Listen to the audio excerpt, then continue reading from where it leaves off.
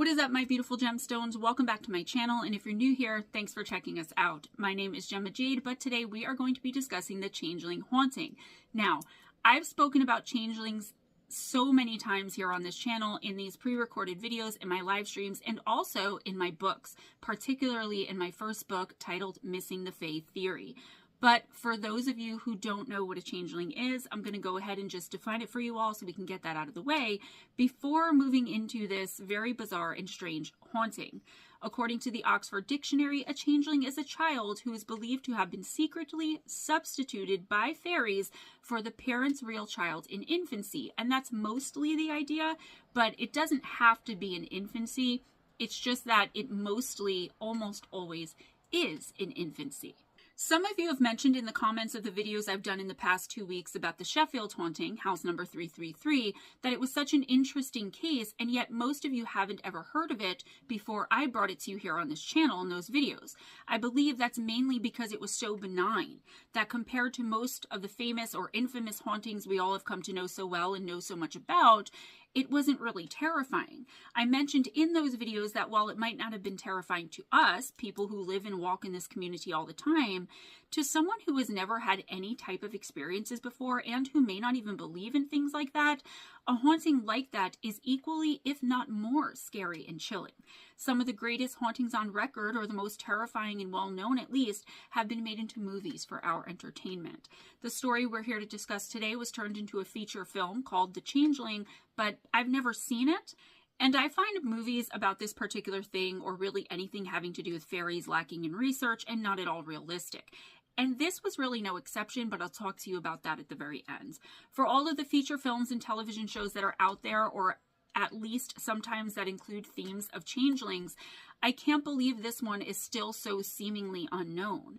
The story of a terrifying haunting and the torment of an innocent man in Denver, Colorado in the late 1960s certainly did pique my interest the moment I heard about it, and that's why I decided to bring it to you all here today. Without anything else, let's jump right in.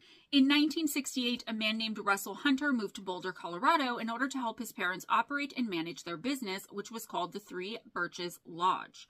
Eventually, he got himself settled, saved himself a little bit of money, and he moved out of his parents' house and into the famous Henry Treat Mansion, which at the time was located at 1739 East 13th Avenue in Denver. He wanted to pursue his own interests, and one of those interests was writing music. He later said the place was incredibly, almost unrealistically cheap because, quote, nobody else wanted to live there, end quote. One of the reasons I think nobody wanted to live in that old mansion, after doing a bit of digging and some research, was because the whole place had been built on top of what used to be the Prospect Hill Cemetery. The cemetery was built in 1858 and remained until the United States government bought it and turned it into a park. The bodies buried in the cemetery at the time were mostly moved carelessly and haphazardly, with many of the corpses being discarded and tossed into the trash or the woods in the process. Of course, this is enough in and of itself to have spurred many rumors of hauntings and things like that, which made Russell's statement about no one else wanting to live in the old mansion absolutely true. However, the price was so unbelievably low, Russell moved in anyway. It was just too good of a bargain and deal for him to pass up. It wouldn't take long, though, for him to understand where maybe some of those rumors had come from, or that they were more true than he ever thought they could or would ever be. Not too long after he moved in, he began to experience a wide range of paranormal and supernatural phenomena. It started with loud and intense banging and thudding sounds that seemed as though they were coming from inside of the walls, and every single morning at exactly 6 a.m., a, quote, unbelievable banging and crashing, end quote, sound would emanate from the walls all throughout the very large home. The shaking was so severe sometimes that the walls would actually vibrate, but as soon as Russell would get up and get out of bed to go and investigate, it would all immediately stop and the house would become completely and totally quiet and still again. Paintings would always be knocked to the ground violently and seemingly without any reason, and faucets all over the home would turn on and blast randomly. Russell looked all around the house and property trying to find an explanation for it, or to try and gain some reasonable ideas as to what could be happening and why, wanting to completely dismiss that this was all paranormal in nature. However, after a very short time in dealing with all of this, he realized that there was no denying what was going on and that something otherworldly was at play, and he called in a group to conduct a seance at the house. According to the reports, the group made contact with the spirit of a young boy who had a very interesting story to tell. This spirit told of the horrors of being locked up and shackled in the home on the 3rd floor in a small room in the back of the house. He said he eventually died because of being locked up and mistreated for so long, and then claimed to have been buried out in some field in the southeast of Denver. After all this happened, the parents who had subjected this little boy to those horrors went out and found another boy who resembled him enough and took that child in as their own to replace him, more than likely so that no one would ask any questions about what happened to their real son and why. At least that's according to the alleged spirit of this little boy contacted during this seance. Russell said that eventually the boy led him to his grave, and when he dug into the ground, he indeed did find human remains. He said the remains included a medallion which had the name of the deceased boy engraved on it. If this had been a horror movie, that would have been the end of it, with the spirit being appeased and at rest since his remains had been found, and people now knew the truth about the torments he'd suffered in life and the injustices done to his remains in death.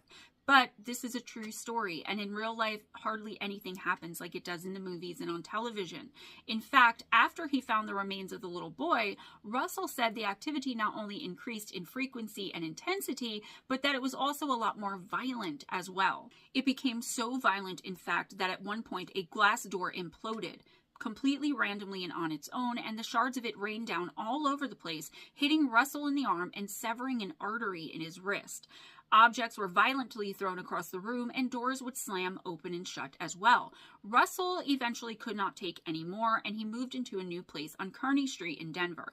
However, the paranormal activity seems to have followed him, and in my opinion, whatever had been the main entity haunting that mansion had attached itself to him, because the haunting continued and became more intense and violent than it ever had been before once he'd moved.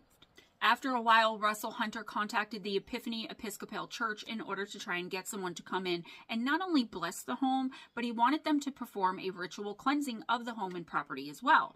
This was done, and for a little while the haunting had calmed down, but it never fully stopped and it never fully went away. Russell went and watched as the Henry Treat mansion was demolished, and he explained about a tragedy that happened in relation to that demolition.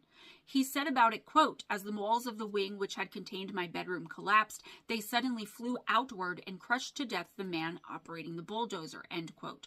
It was all so terrifying and so surreal that the story turned into the 1980 movie called The Changeling, which again, and as I already said, isn't really what a changeling is. This story, if it's true, and I believe that most of it is, was about parents who abused their son until he died an untimely and tragic death, and then they replaced him with an orphan who looked similar enough to ward off anyone with any questions that could possibly implicate them in some wrongdoing. That is not a changeling. A changeling is one that's a fairy put in place to replace a human child. This is humans hurting and replacing other humans to avoid prosecution. It's neither here nor there if the story's true, but how are you going to call a movie a changeling and it's not even about an actual changeling? It could have as easily been called the doppelganger, right? Now, before you all come at me in the comments, I did tell you all that my videos were going to be much shorter than the 45 minutes to an hour that you're used to. I didn't particularly or specifically purposely make this one this short, and they will be a little bit longer going forward. I just needed to catch up a little bit. So before you come at me in the comments as well about this, I also know there isn't much evidence that exists about a boy who lived in the Henry Treat mansion, except one who belonged to a family that once lived there, but it said he went on to live until the age of 25 when he died in battle during World War I. However, that doesn't mean anything to me, because if the parents replaced the boy without anyone knowing, then it would make sense that he allegedly lived to be an adult. No one had known he'd been killed, buried, and replaced, except for the parents and possibly him, although depending on how young the child was, he might not have even remembered that he didn't always live there. Also, most people say there's no historical record of anyone named Russell Hunter having lived in Denver at this time, but he probably didn't want his real name becoming sensationalized. Whatever alleged facts you want to throw at me about there being no evidence of this or that involving this case, I believe it nonetheless, and that's why I'm bringing it to you all here today. It's neither here nor there to me that what someone was able to find on record about it or not. I know all about the paranormal and how spirits work, and I know a lot about how people operate in situations like this as well. Despite the oftentimes spotty records about this case, it's become one of the most well-known hauntings on record of all time. It's often discussed and debated at length in this community and outside of it. This case remains a mystery that's yet to be solved, and I would love to hear your opinions about it in the comments below, please. For now, though, that's all I have for you today, guys. Please give this video a big thumbs up if you enjoyed the content.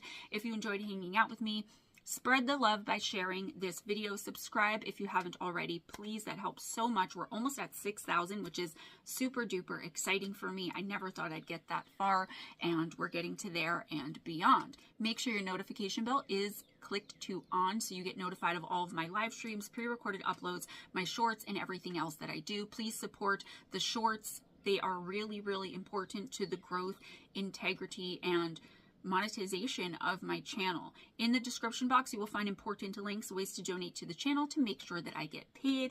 PayPal, Cash App, my Amazon wish list gift link. Also are links to my books on Amazon, all 14 of them on Kindle, Audible, and paperback.